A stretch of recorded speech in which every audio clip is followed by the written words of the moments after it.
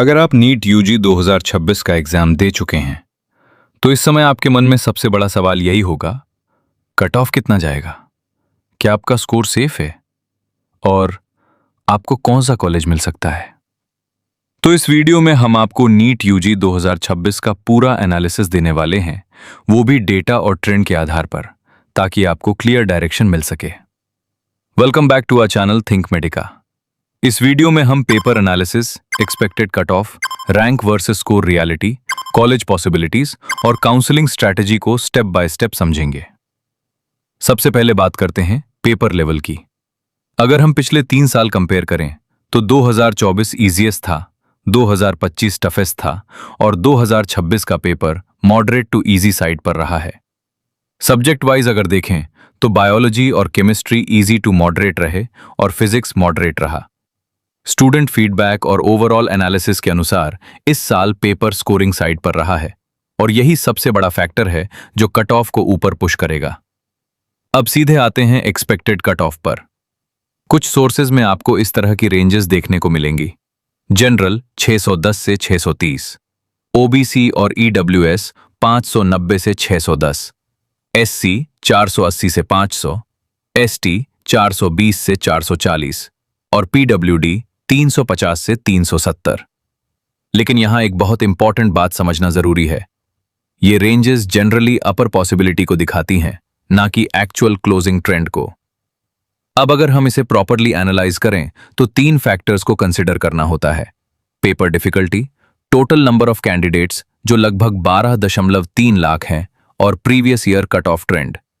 इन तीनों को कंबाइन करने के बाद जो रियलिस्टिक एक्सपेक्टेशन बनती हैं वो कुछ इस प्रकार है। जनरल लगभग 610 से 615, ओबीसी और ईडब्ल्यूएस लगभग 600 के आसपास, एससी लगभग 550 और एसटी लगभग 540। यानी कि 620 से 630 जैसी वैल्यूज पॉसिबल तो हैं, लेकिन वो एज केसेस होते हैं।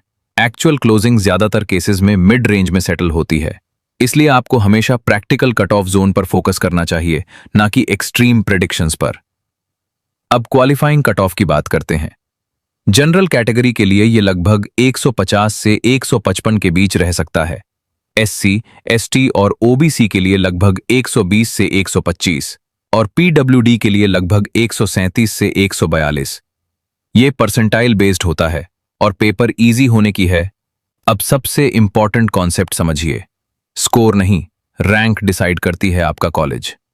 अप्रॉक्सीमेट ट्रेंड के अनुसार 600 प्लस स्कोर आपको टॉप 5000 के अंदर ला सकता है, 550 प्लस स्कोर टॉप 10,000 के आसपास, 500 plus score top 20,000, 450 plus score लगभग टॉप 50,000 और 400 प्लस स्कोर लगभग 1 लाख रैंक के आसपास हो सकता है। इसका मतलब यह है कि सेम स्कोर हर साल सेम रैंक नहीं देता, कंपटीशन डिसाइड करता है आपकी पोजीशन।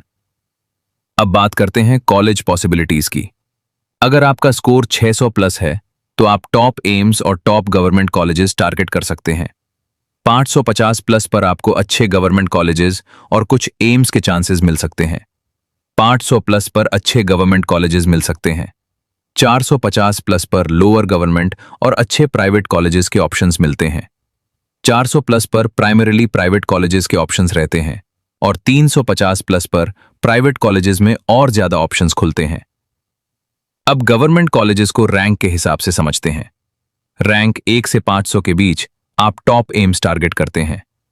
500 से 2000 के बीच टॉप गवर्नमेंट कॉलेजेस मिलते हैं। 2000 से 8000 के बीच वेरी गुड गवर्नमेंट कॉलेजेस मिलते हैं।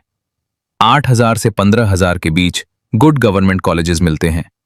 15000 से 30000 के बीच एवरेज गवर्नमेंट कॉलेजेस मिलते हैं और 30000 के बाद लो कट ऑफ या न्यू गवर्नमेंट कॉलेजेस के ऑप्शंस आते हैं।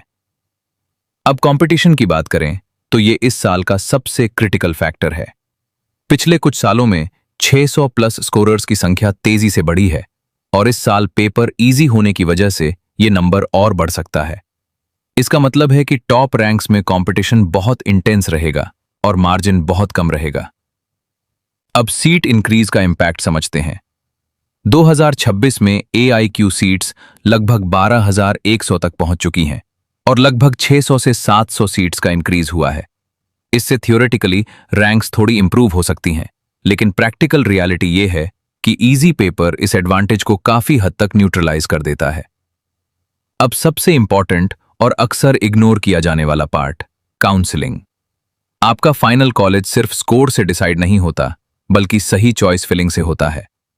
आपको अपनी लिस्ट 3 हिस्सों में बनानी चाहिए: ड्रीम कॉलेजेस, टारगेट कॉलेजेस और safe colleges. Previous year cut of को रेफरेंस के रूप में यूज करना चाहिए और काउंसलिंग में ज्यादा से ज्यादा ऑप्शंस रखना चाहिए। सबसे जरूरी बात, पैनिक में डिसीजन नहीं लेना है, क्योंकि सही स्ट्रैटेजी ही आपको बेहतर कॉलेज दिलाती है। अगर पूरी एनालिसिस को समराइज करें, पेपर स्कोरिंग साइड पर था, कट ऑफ हायर साइड पर जा सकता है, 615 प्लस रिलेटिवली सेफ जोन माना जा सकता है, रैंक सबसे इंपॉर्टेंट फैक्टर है और काउंसलिंग फाइनल रिजल्ट डिसाइड करेगी। और सबसे जरूरी बात, रिजल्ट आने तक पेशेंस बनाए रखना बहुत जरूरी है। अगर आपको NEET UG counselling, college prediction और स्ट्रैटेजी से जुड़ी एक्यूरेट और रिलायबल गाइडेंस चाहिए, तो चैनल को सब्सक्राइब करना न भूलें। Think Medica. आप कमेंट सेक्शन में अपना एक्सपेक्टेड स्कोर शेयर कर सकते हैं। हम आपको रियलिस्टिक गाइडेंस देने की कोशिश करेंगे। Thank you for watching.